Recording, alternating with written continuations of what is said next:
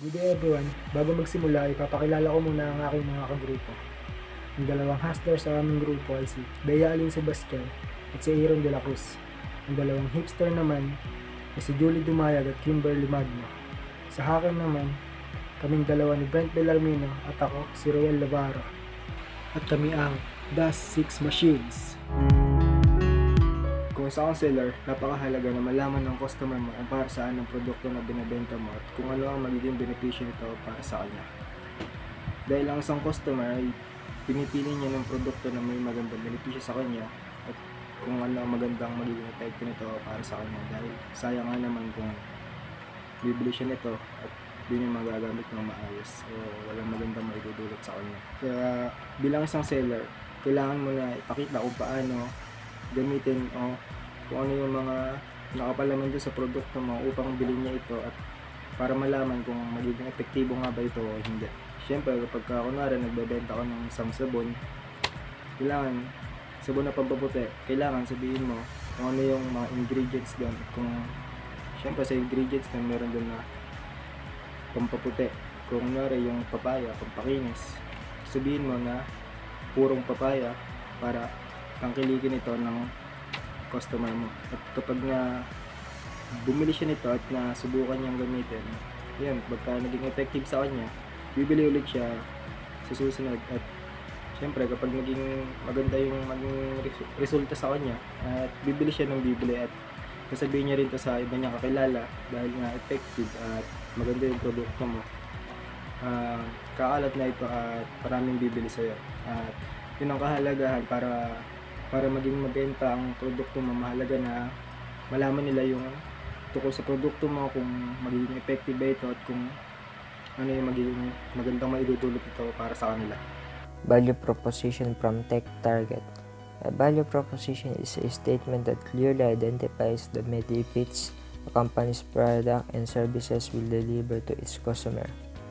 A well-crafted value proposition will differentiate the company or its specific product or service in the marketplace and among a target market or target audience. A company should view its value proposition statement as an opportunity to tell customer why the company, product, or service is the best one to use. Ito yung paraan ng company na masolusyonan ang mga problema ng customer na kailangan ay madaling maintindihan ang mga detalye ng produkto at madaling matandaan ang pangalan ng produkto. Tulad na lang sa pagpapangalan ng mga produkto ay kailangan lamang ay maikli lamang ang pangalan nito. Value proposition from Chisel Glossary. Value proposition is a business or a marketing strategy wherein a company promises its customer to deliver value in exchange for the product or service they buy. It is a statement that briefly explains and convinces a potential customer to buy the product from your company rather than some other competitor. Ito yung pagka nasatisfy mo yung needs ng mga customer, ay may chance na maging loyal customer sila kapag nasubukan na nila o sa mga gagamit ng mga product mo. Next, value proposition from Wall Street Mojo. Value proposition refers to a compelling statement that an organization or entity makes to promote itself among its customer base and build a brand name. It is a marketing strategy commonly adopted by commercial entities to add value for users, subscriber, and potential customer. Ito yung pag-convince sa mga customer na pumili ng mga product nila at ma-explain kung gaano ito ka-handy solution at user-friendly yung product na binebenta nila sa mga particular na sitwasyon. Value proposition in layman's term. Value proposition is a brief statement that enumerates the special advantages and benefits that a product, service, or opportunity offers to its target clients, and answer the question, why should a customer choose this over alternatives. Ito yung mga customer benefits, uniqueness, target audience, clear and concise, and persuasive. Sa customer benefits, ito yung kung ano yung mapapala ng mga customer kapag binili nila ang isang product.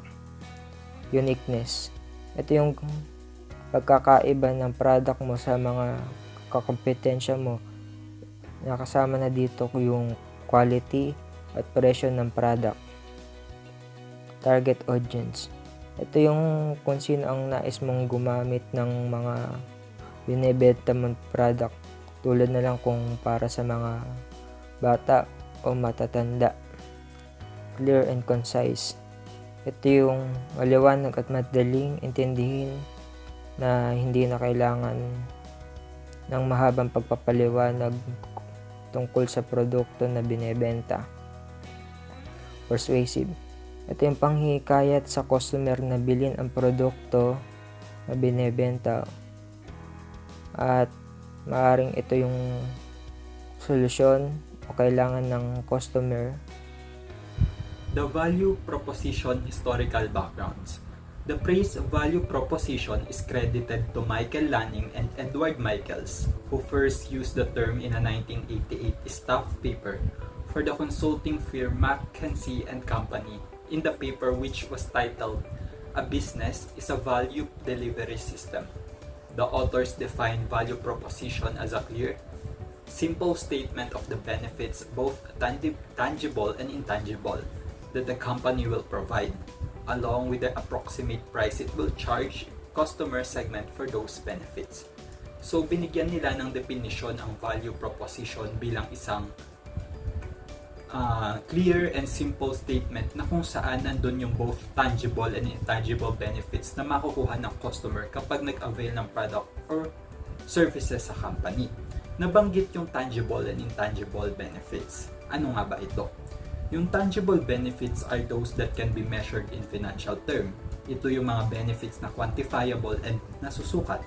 Kabaligtaran naman ito ng intangible benefits. From the word itself na intangible, it cannot be quantified directly in economic terms. These benefits include customer satisfaction. So, pag-aralan natin yung project benefits. May dalawa itong klase. The tangible benefits and intangible benefits. Himayin muna natin yung tangible benefits. Ano-ano nga ba yung mga nakapaloob dito? Sabi nga natin yung tangible benefits, ito yung mga nasusukat using financial term. Halimbawa na nito yung increased revenue. Revenue, mga kita. Masusukat natin ang pagtaas ng kita or ng income, di ba? Second is the resource cost savings. Third, hardware cost savings. And fourth is the software cost savings. Na may measure din natin ang resources, mga kinita from software and hardware savings. Next is the productivity gain. Na may measure ang efficiency ng workers when performing a task. Ngayon, masusukat ng owner or ng manager ang productivity gain nila. Diba? Lastly is the process improvements. Dahil nasusukat ay nakikita natin ang mga problems, magagawan ito ng solusyon at doon papasok yung improvements or yung tinatawag nating process improvements. Now, let's go to intangible benefits or yung mga hindi kayang masukat or ma-quantify directly in economic terms. Una dito ang enhanced user experience, and isabay na rin natin yung increased customer satisfaction since related naman sila to each other. Kapag maganda ang serbisyo, maganda ang experience ng customer. At doon din papasok ang pagtaas ng customer satisfaction kasi satisfied sila sa service na binibigay natin. Next is the increased compliance. Halimbawa ng compliance is paying employees correctly, filing taxes on time, administering the required benefits, and following the appropriate hiring practices. Lastly is the brand equity. Brand equity is the value of a brand determined by the consumer's perception of its quality and desirability. Successful business means knowing and doing the following: value proposition canvas, business model canvas, lean concepts, Six Sigma, Pareto's principle, and SWOT analysis. But for today, we are going to focus on the value proposition canvas. So let us define it. The Value Proposition Canvas or VPC is a tool which aims to pinpoint the needs or pain points of a particular customer to ensure that a product or services could be offered by an enterprise that could provide a precise solution. So yung VPC or the Value Proposition Canvas, ito yung tool na ginagamit natin para mas maunawaan natin, mas madali nating maintindihan kung ano ba yung pangangailangan or pain points ng customer. Sa gayon, mas madali nating mabibigyan sila ng solusyon. Mas madali nating makikita, mas madali nating mailalatag sa customer kung ano yung kaya nating i-offer na kaya din nating solusyonan yung problema nila. The Value Proposition Canvas is formed around two building blocks, the customer profile and the company's value proposition. So, yung structure ng value proposition canvas, yung the rightward circle, dito yung customer profile, and yung leftward square naman, dito yung company's value proposition na kung saan i-discuss ito isa-isa sa susunod na mga magre-report. The Value Proposition Canvas Historical Backgrounds. The Value Proposition Canvas and Business Model Canvas were initially developed by Dr. Alexander Osterwalder and published in his books Value Proposition Design in 2014 and Business Model Generation in 2010. These books have now sold over 1 million copies and have been published in 37 languages. USA Today named Business Model Generation among the 12 best business books of all time, and the German edition was named Management Book of the Year 2011. The Value Proposition and Business Model Canvas are currently being used by over 5 million business practitioners around the globe and now taught in hundreds of business school programs globally and growing. They are rapidly becoming mainstream best practices in the corporate innovation space.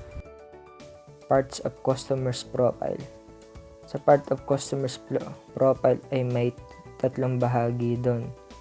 Ito yung customer job, customer pains, at customer gains. Customer job. These are the tasks that the customer were trying to complete, problems they're trying to solve, or needs they want to satisfy in relation with the product or services that a company is trying to offer. Ito yung pag-identify ng mga tasks na kung ano ang nais ng customer na ma-accomplish. Maaring ito ay functional jobs, social jobs, at emotional jobs. Sa functional jobs, ito yung completing a project at work. Social jobs, ito yung sense of accomplishment. Emotional jobs, ito yung satisfaction. Customer pains. These are generally the negative aspects that the customer experiences or might experience in the process of getting the jobs done. It could be before, during, or after. Ito yung mga hadlang o pagkabigo na nararanasan ng mga customer habang sinusubukang magawa nila ang mga trabaho. Yung mga customer pains, maaring ito yung mga time constraint, high cost, complexity, or any other negative experiences. Customer gains. These are the benefits or positive experiences that the customer aspects or could get upon using the product or services that the company is offering. Sa customer gains, ito yung mga positive benefits or mga gains tulad ng sa mga functional gains, emotional gains, at social gains. Sa functional gains, ito yung mga time savings, cost of production, increase efficiency, improve performances. Sa emotional gains, ito yung happiness, confidence, reduce stress, peace of mind, and pride. Sa may social gains naman, ito yung social recognition, networking opportunities, building connection, improve relationship, at social influence. Pain relievers discuss that products and services will reduce any pain or harm that will affect the customer's experience throughout the job done. Value proposition products and services mention that the actual products and services that the firm wants to deliver for a customer to have a satisfying and a desire to achieving a successful job. Gain creators means that the future, quality, or thing in general that the products and services have to address or produce gains for the customer. So, ang napili po naming business ay nightclub at pinangalanan po namin itong Pentatonix Nightclub. Bakit nga ba nightclubs? Because it holds a unique place in our modern culture. They are more than just venues for music and dancing, no? Kasi they are also spaces where people come together to celebrate life, to create unforgettable memories, and to escape daily routines sa ating buhay, no? So, nightclubs also provide an atmosphere of boundless energy, a place where friends can connect and new friendships can ignite. So, pinili din po namin ang nightclub industry because it encapsulates the essence of enjoyment, the essence of entertainment, and also social interaction. Our mission is to craft an exceptional nightlife experience na not only meets but exceeds the expectations of our patrons. So, gumawa po kami ng value proposition canvas na we will discuss or we will dissect its parts like the customer jobs, pains and gains. Also, we will explore the innovative products and services, pain relievers, and gain creators. So, ito na po. So now let's talk about customer profile. Ano nga ba ang customer's jobs when it comes sa pagpasok sa mga clubs or nightclubs? Ganyan. Unang-una, ang have fun. Yan, para magsaya. Yan, pwedeng mag-celebrate sila dahil may achievement sila. Ganyan, ganyan. Entertainment, para naman ma-entertain, ganyan. Kasi yung iba, yung mga malulukot, talagang pupunta sa mga ganyan. Socialize. Yan, para makipag-socialize sa ibang tao, para makakilala ng mga bagong tao. To make new friends. Ayan, sabi nga. At stress, to relieve stress. Yung iba, kaya sila pumupunta sa mga clubs na ganyan to relieve their stress. Kasi minsan feeling nila kapag umiinom sila, nawawala yung mga problema nila. So, ayun naman ang mga pains sa pagpasok sa mga nightclubs. Ano naman yung overcrowded. Ayan, syempre, sobrang daming mga taong pumupunta, talagang siksikan, ganyan. Hindi may iwasan. Pangalawa, expensive. Yan, mahal yung mga bilihin. Long queues. Mga mahabang pila sa pagpasok, ganyan.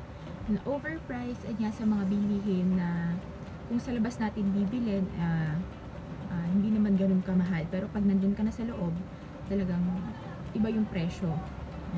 Security issues and concerns.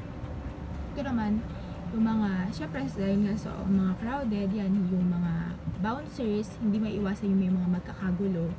Ganyan, nagugulo yung mga kakagulo. Siyempre, hindi mo may iwasan yung mga nagyayabangan dyan, nagkakaangasan. So, what are the gains naman sa pagpasok dito? Ayan, celebrity, artist performances. Ayan, diba yung iba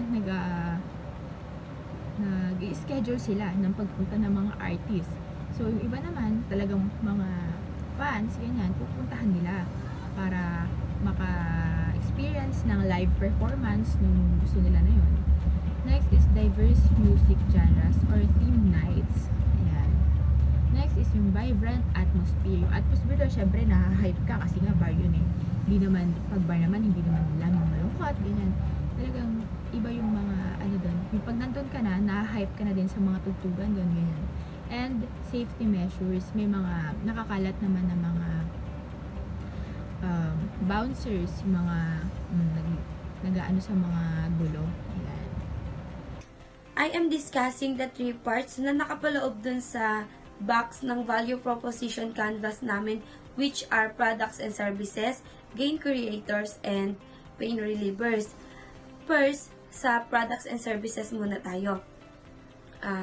Yung solusyon na nakikita namin is team nights, live music, tsaka food and drinks, na kung saan ito yung makakatulong sa mga adult or kabataan na madaming problema na maipakita nila yung way of life nila or maging komportable sila sa kung ano nga ba yung tema ng magiging palabas ng araw na yon.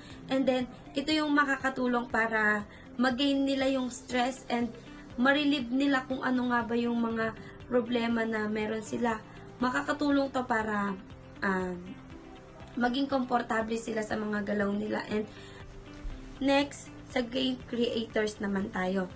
Ang naisip naming solution dito is social media interactions and mobile app reservations. Dahil nakikita kasi namin sa mga halos sa mga nightclubs is mahaba yung pila, nagsisiksikan. Ito, makakatulong to para mas mabilis nilang ma-access yung information namin kung puno na ba yung club na to sa araw na to, para ma-move nila kung kailan sila pupunta at kung kailan maluwag.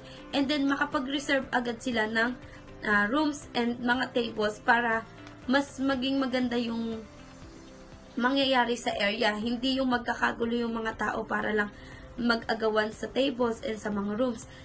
Next is surprise guest appearance and unique decor. Ito nga yung nakakapaloob dito yung team nights na sinabi ko kanina sa products and services, na kung saan is magiging komportable sila sa mga nakikita nilang decor and masisiyahan sila.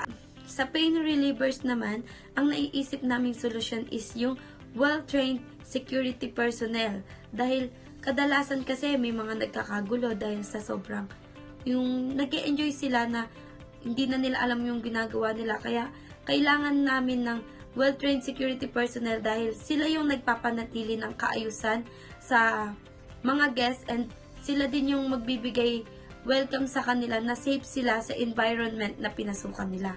Sa online ticketing naman, tsaka VIP tables and rooms, ito yung kasama lang din siya para maiwasan natin yung mahabang pila or siksikan sa entrance or sa loob ng event. So, now let's tackle about achieving fit. So, ang sabi dito, a fit is achieved when the products and services offered as part of the value proposition address the most significant pains and gains from the customer profile. Achieving fit kasi, in terms of business, it is like finding the perfect puzzle piece para makumpleto mo yung isang jigsaw puzzle. So, ano nga ba tong fit na sinasabi natin, no? So, ito yung alignment between yung desires ng customers mo at yung solutions ng business na i-provide mo. When we talk about the value proposition canvas, we are essentially looking at the map that guides us towards this fit, no? Para tong kapag nakahanap ka ng isang tao na hindi lang nauunawaan kung ano yung gusto mo, but also he or she fulfills them in ways you couldn't have imagined. It is really a beautiful combined power between kung ano yung gusto ng customer mo and kung ano yung business na i-deliver mo. So, the value proposition canvas, ito yung nagsiserve as the compass para sa journey ng iyong business. So, dinadissect natin dito ano nga ba yung customer profiles, ina-identify natin kung ano ba yung pains and gains nila. So, kapag nalaman natin yon, when we already have this knowledge, doon natin gagawin yung products and services natin, ensuring that they provide the relief and joy that our customers seek. So in conclusion, the value proposition canvas is not just a tool, it is our guide to achieving the perfect fit. Benefits of constructing value proposition canvas. Better customer understanding. The fact that you begin by analyzing the customer is a powerful one. It makes you more customer-centric. It urges you to see the situation from the customer's point of view, which leads to correct, precise, and wide offering of value propositions. Sa pagtatayo ng business, ito ang pinaka sinasaalang-alang. Kailangan kilalanin mo natin yung customers para malaman kung anong klase ng business ang itatayo sa isang community. Kailangan natin i-consider yung mga likes and dislikes kasi mas makakatulong to para mas maisaayos ang business na itatayo at para rin masabing pinag-isipan at pinag-aralan. Focus and product development direction. You need to make sure you have the right benchmark to measure the urgency of new features and product improvement. Knowing your value propositions make it easier to get your product moving in the right direction. Pag alam mo na yung pains and gains ng value proposition mo, mas madali para sa'yo ang pag-improve ng mga product at mas malalaman mo kung ano pa yung mga pwedeng idagdag na mga bagong features. Messaging improvement. Finding the right message to attract new audience with the pinnacle of success and building your VPC is a way to find how you should approach your customers and what you need to promise them. Dito, sa messaging improvement, pumapasok ang advertisement. Para maka-attract tayo ng customer, dapat alam natin yung tamang advertisement na gagamitin natin. Nakapaloob dapat dito kung yung mga benefits na makukuha ng mga tao pag pinangkilik nila yung product na or yung business mo.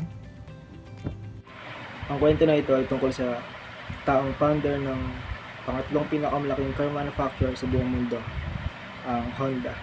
Siya si Soichiro Honda. Si Soichiro Honda, nung bata siya, nakakita lang siya ng sasakyan na dumaan habang naglalaro siya. Ito yung unang model ng kotse. Napamangha siya sa nakita niya, kaya naisipan niya na pag lumaki siya, gagawa rin siya ng isang kotse. Dahil doon, nahilig siya sa mga makina. Nung 15 anyos na siya, nagpunta siya sa isang syudad nila.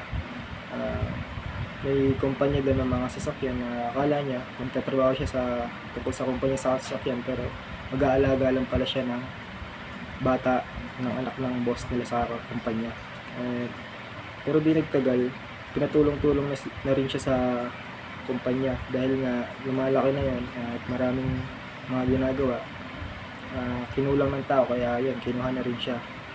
At dahil doon, lumawak yung kaalaman niya sa mga makina, gumaling siya magkumpuni, magbutingting, at magtingin-tingin ng makina. So yun, nung humiwalay na siya doon sa kumpanya na yun, nag-business siya ng piston.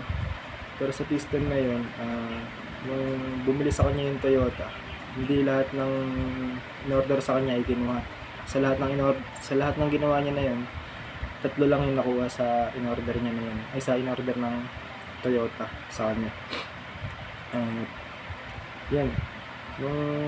Dahil doon, nag-ikot-ikot siya sa buong mundo para tingnan kung paano ba niya maaayos o mapapaganda may improve yung piston na ginagawa niya, dahil nga hindi tinatangkilik ng Toyota o may nire-reject sa mga gawa niya. Kaya ayun, tumingin-tingin siya sa iba-ibang lugar kung paano iaayos yung mga piston. And nung pagbalik niya, yun, naging successful naman. Nakapagbenta na siya, maraming company na mo-order sa kanya. Kaso lang, dumating yung World War II, nabomba yung planta niya. Pagkatapos ng World War II, yung isang gusali naman ng planta niya, gumuho dahil sa lindol. 2 beses bumagsak. Kaya walang-wala na siya after nun. Kaya nung walang-wala na siya, nakakita siya ng isang makina ng Japanese soldier, and naisipan niya na ikabit sa mga bike, dahil nga nakikita niya na puro bike na lang yung at kailangan ng mga transportasyon na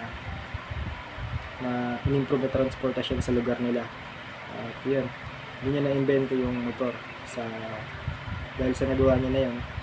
At bumenta yung mga na-invento niyang motor dahil nga hindi gasolina, hindi nakakapagod magpedal. Doon nagtuloy-tuloy yung paglaki ng kumpanya niya, dahil doon na nailagay yung Honda sa unang nagawa niya. At nung lumago na yung sa paggawa niya ng mga motor, doon niya na naisipan na gawin niya na yung pinapangarap niya ng bata siya, yung sa kotse. Dahil nga motor lang yung nagawa niya, yung pangarap niya is yung magawa niya yung sasakyan na kotse. At gumawa nga siya nun. Yung unang model na nagawa niya, hindi pumatok sa masa. At ganun din yung pangalawa na hindi rin po pumatok sa masa. Konti lang yung naibenta. At yung pangatlo, yung pa lang yung naging success na gawa niya sa kotse. Dahil nga yung kotse na yun yung naging solusyon sa oil crisis ng panahon na yun. Yun yung Honda Civic na kotse. At yung the rest, history na yun. Lahat na yung nagawa niya is pumatok na talaga. At Soichiro Honda, papatunay na kailangan mo munang malaman kung anong kailangan ng nasa kapaligiran mo, kung ano mo nasa kapaligiran mo para maging mabenta yung gagawin mong produkto. Kailangan i-improve mo rin ito. Siyempre may mga kalaban ka rin, mga kakompetensya. Kailangan tignan mo kung ano yung magiging advantage mo para mabili yung produkto na ginagawa mo at para hindi malugi ang. To sum up everything, Value Proposition Canvas is a great tool that can help everyone, especially entrepreneurs and aspiring entrepreneurs, to see clearly what they are doing and working on their businesses and future businesses, to become successful and to run for the long time. The two parts of VPC can assess the problems, needs, and goals of customers that will be solved by the owner itself. Lastly, just like Warren Buffett said, risk comes from not knowing what you are doing. Therefore, as an aspiring entrepreneur, Value Proposition Canvas is a bridge in knowing what we are doing, so we can manage the risks we come to our way. That's all, and have a great day, everyone.